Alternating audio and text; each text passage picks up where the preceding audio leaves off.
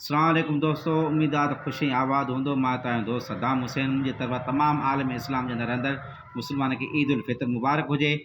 जीअं त कल्ह खां टियों ॾींहं खां मैसेज हलियो पए त ईद उल फितर जे अंदरि तमामु इमाम साहिबान पंहिंजी तक़रीर जे अंदरि केनालनि जे ख़िलाफ़ु ॻाल्हाइनि त असां इन्हनि गैर शरई, गैर क़ानूनी, गैर अख़लाक़ी ठहण वारनि केनालनि जे ख़िलाफ़ु भरपूर मज़म्मत कयूं था ऐं हुकूमत पाकिस्तान खे इहा अपील कयूं था त महिरबानी करे इन खे बंदि कयो वञे, इन जो कमु बंदि कयो वञे, न त इन खे बंदि न करण जी सूरत में पाकिस्तान भारी नुक़सानु खणंदो।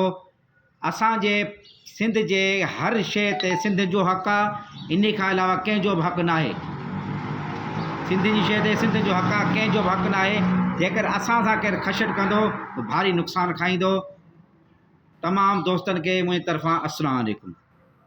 तव्हांजे प्यारे